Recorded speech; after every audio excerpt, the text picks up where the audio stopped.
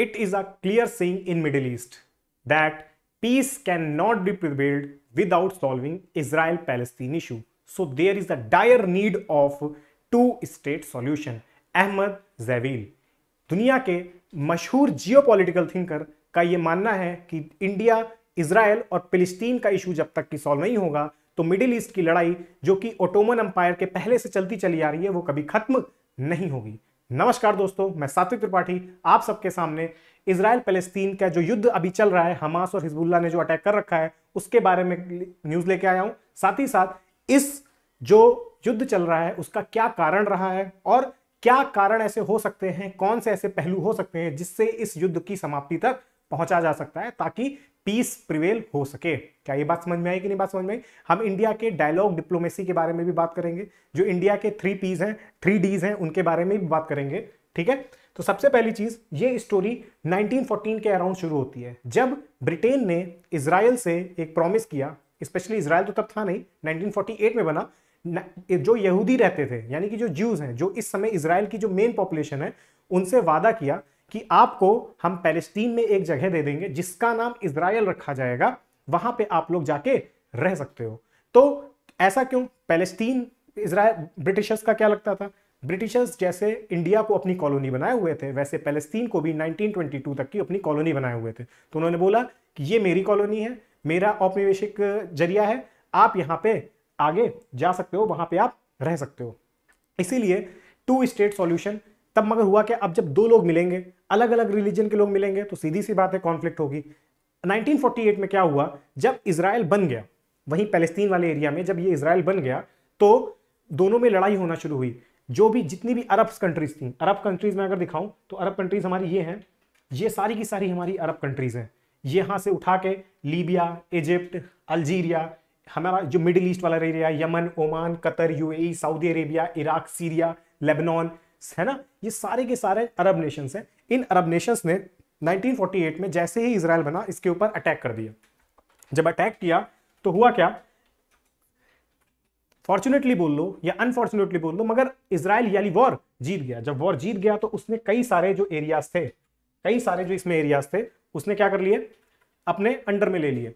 कौन कौन से एरिया? जैसे कि जब ये टू स्टेट सॉल्यूशन हुआ था, या फिर जब पैलेस्तीन वॉर जब ये शुरू होने से पहले, जब ब्रिटेन ने कहा था कि जो हमारा नॉर्दर्न रीजन है, इजराइल का जो नॉर्दर्न रीजन है, वो वाला इजराइल के पास रहेगा, और जो नीचे वाला रीजन है वो पैलेस्टीन अपने पास रखेंगे। इस समय जो लड़ाई चल रही है वो चल रही है गाजा स्ट्रिप पे। ठीक है, ये जो पैलेस्तीन के पास इस समय जो प्रेजेंट रीजन है वो गाजा स्ट्रिप है, और जो ये वेस्ट बैंक वाला है रीजन, इसमें है। क्या ये बात समझ में आई कि नहीं बात समझ में आई? दूसरी चीज, बात आती है कि ये इतना न्यूज में क्यों रहा two state solution, because Biden ने बोला है, Biden wants a two state solution for Israel Palestine peace. Is it possible? क्या अभी भी ये पॉसिबल है? ये स्टिल वर्ड क्यों लगा है? स्टिल का मतलब हुआ कि बात इसके बारे में काफी देर से चल रही थी, मगर कभी ये आ नहीं पाया, इंप्लीमेंटेशन हो नहीं पाया। तो an Israel shelter stands with an Israel flag before a man holding up a Palestinian flag during a demonstration in East Jerusalem neighbourhood of a Sheikh Jarrah in February 2022। आगे आते हैं, where did two state solution come from? The Israel Palestine conflict is long running and complex but primarily rooted dispute on our hand with the immense historical and religious significance at to Jews, Muslim as well as Christian। तो मैंने आपको बताया अभी, जो ये Israel Palestine conflict है, जो Israel वाला रीजन है, वो 3 रिलीजन्स के लिए बहुत इंपॉर्टेंट है। ठीक है, एक ज्यूज और एक मुस्लिम और क्रिश्चियनिटी। इन रिलीजन्स को एब्राहिमिक रिलीजन्स भी कहा जाता है, क्योंकि इन सबके एक गुरु जो अब्राहम थे वो कॉमन थे, उसके बाद इनके में चेंज आते गए, सेक्ट्स बनते चले गए, और ये तीनों के तीनों रिलीजन अलग हो गए। क्या ये बात समझ में आई? फिर जब ब्रिटेन ने ये वादा कर लिया कि आपको हम जमीन देंगे, तो ज्यूस के जो प्रोपोनेंट थे, यानी कि ज्यूस के जो मेन लीडर्स थे, जो ज्यूस रिलीजन को फैलाते थे, वो लोग धीरे धीरे मूव करने लग गए। कहां पे?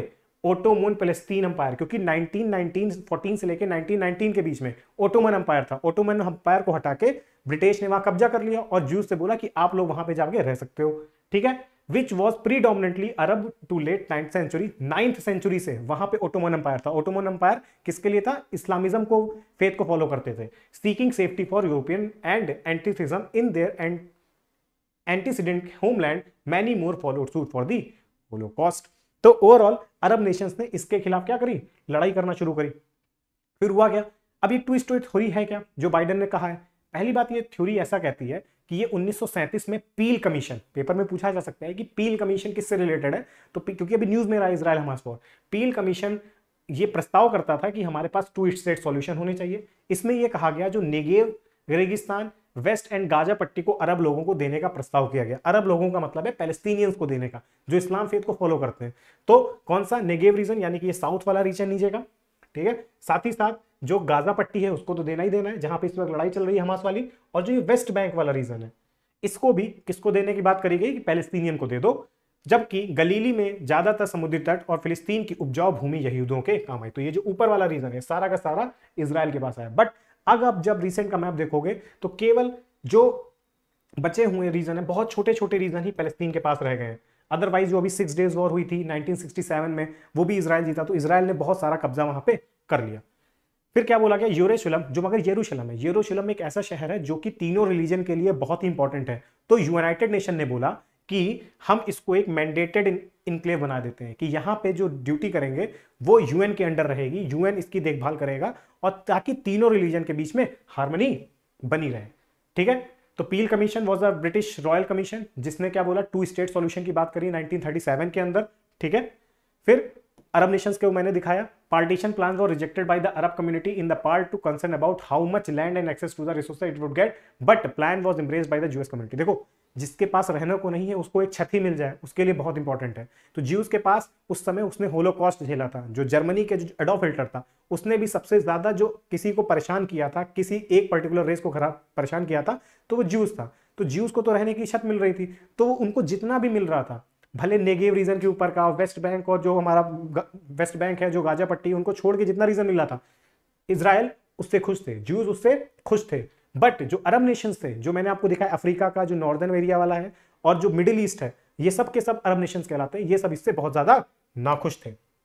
फिर क्या हुआ, जब इसी खुशी में इजराइल ने क्या कहा, डिक्लेयर कर दिया अपना इंडिपेंडेंस डे 1948 को, तो तभी मैंने क्या बोला कि prompting Israel offensive and many month of fighting that result in the permanent displacement. तो कई लोगों ने, जो अरब नेशंस थे, उनके ऊपर इन्वेड कर दिया, और to as the Nakba meaning catastrophe in Arabic. तो जो अरेबिक नेशंस थे, अरब ये वॉर हार भी गए, जो 1948 में हमला किया इजराइल के ऊपर, छोटा सा देश मगर उसने हरा दिया अरब नेशंस को सारे। तो उन्होंने इजराइल, जो अरब नेशंस थे, उनका क्या नकबा कहा, कैटेस्ट्रॉफी। कैटेस्ट्रॉफी का मतलब होता है बड़ी आपदा, कैटेस्ट्रॉफी का मतलब क्या होता है, बड़ी आपदा। बोला कि ये बहुत बड़ी आपदा है। Another major turning point came in 1967। देखो 1967 बहुत इंपॉर्टेंट है, पूछा जाता है। 6 डे वॉर हुई। इसमें क्या हुआ, against Egypt, Syria and Jordan. Egypt, Syria, Jordan ने उठ के इनके ऊपर हमला कर दिया कि नहीं, पैलेस्तीनियन को जगह दो, पैलेस्तीनियन के अपने देश है, पैलेस्तीनियन को अपनी जमीन वापस करो। फिर उसके बाद हुआ कि 19 इजराइल ने बनते ही पहला अरब इजराइल शुरू हो गया। साल भर तक की सीज फायर होने के बाद 1948 की जंग जीती। फिर 47 में 6 दिन का युद्ध चला, इसमें इजराइल ने मिस्र और सीरिया की वायुसेना पर हमला कर दिया और उनको हरा दिया। इजिप्ट को इसमें बहुत सारा लॉस झेलना पड़ा। आप अगर ये देखोगे, अगर मैं आपको थोड़ी सी आपकी नजरें यहाँ पे ले जाऊं, तो ये इजिप्ट है। इजिप्ट का जो ये वाला एरिया है, ये अफ्रीका है, अफ्रीका में ये इजिप्ट है। तो हल्का सा ये वाला एरिया, इसको बोलते हैं सिनाई पेनिनसुला। सिनाई पेनिनसुला, ये जो सिनाई पेनिनसुला है, ये इजराइल के हाथ में आ गया। तो इजिप्ट लेने चला था, पैलेस्टाइनियन को आजादी करने चला था, अपने ही लोगों को वहां पे गवा के आ गया। खैर, कुछ समय के बाद जब यहाँ पे डीलिंग हुई और जब यूएस ने इंटरफेयर किया, ब्रिटेन ने इंटरफेयर किया, तो हुआ ये कि जो सिनाई पेनिनसुला वाला रीजन था, वो इजराइल ने इजिप्ट को वापस कर दिया। मगर उसने एक बहुत ही कूटनीतिक चाल चली, डिप्लोमेसी चली, कि जो हल्का सा रीजन यहाँ पे आपको दिखेगा, अकाबा की पहाड़ी, वो वाला जो रीजन था, अकाबा की खाड़ी, वो वाला रीजन इजराइल ने रख लिया। रीजन था कि अगर मान के चलते हैं, ताकि ट्रेड रूट, यहीं से तो आप निकलोगे तो रेड सी पहुंचोगे, रेड सी से होते हुए आप सुएज कैनाल से निकल जाओगे मेडिटेरेनियन सी में। तो अगर कभी यहां पे इस वाले पोर्शन में इजराइल को कभी अगर दिक्कत आती है, तो वो यहां से भी जा सके, तो अपने सेफ्टी के लिए, इसीलिए उसने जियोपॉलिटिकल खेल काफी अच्छा खेला। इजिप्ट को दे तो दिया, मगर 30 किलोमीटर का जो एरिया है, वो जो कि अकाबा की खाड़ी कहलाती है, वो उसने इजराइल ने इजिप्ट को नहीं दिया। अब तक क्यों नहीं निकला हल, बहुत इंपॉर्टेंट पॉइंट सर। ये 1937 से इशू चलता आ रहा है, 1922 बल्कि कह सकते हो 19th सेंचुरी की शुरुआत से चलता आ रहा है। हल क्यों नहीं निकला? सबसे पहला रीजन है बॉर्डर। इजराइल और फिलिस्तीन के बीच अब तक बॉर्डर तय नहीं किया गया है। ज्यादातर का मानना है कि 1967 के बाद अरब इजराइल युद्ध से पहले की रेखा को सीमा माना जाए। देखो अब ये खेल कर रहा है नेशन। 1948 में जब इजराइल 2 स्टेट सॉल्यूशन के लिए रेडी था, तब क्यों नहीं? अब 1967 में इतने लोगों को उसने जान की शहादत दी इजराइल ने, तो क्यों अब 1967 के स्टेटस क्यों को माना जाए? ठीक, तो पहला तो इशू ये था। प्लीज नोट डाउन कर लीजिएगा, आपके आंसर राइटिंग के लिए काफी अच्छे पॉइंट्स रहेंगे। यरूशलेम, ये तीनों ही धर्म के लिए बहुत इंपॉर्टेंट जगह है। तो कोई भी अपने धर्म की सबसे इंपॉर्टेंट जगह है, इस्लामिज्म के लिए सेकंड मोस्ट रिवर्ड प्लेस है ये, ठीक है। तो कोई भी अपनी जन्म जो रिलीजन की बेस्ट प्लेस है उसको कोई नहीं छोड़ना चाहेगा, सबसे ज्यादा पूजा करने वाली, ठीक है। यरूशलेम यहूदियों के साथ ईसाई और मुस्लिमों के लिए भी धार्मिक और सांस्कृतिक विकास का केंद्र है। इतना ही नहीं, यरूशलेम में इजराइल ने बुनियादी ढांचा इतना विकसित कर लिया है कि जिससे उसकी स्थिति यहां मजबूत हो गई है। क्या ये बात समझ में आई? दूसरी चीज, लास्ट पॉइंट है शरणार्थी, ठीक है।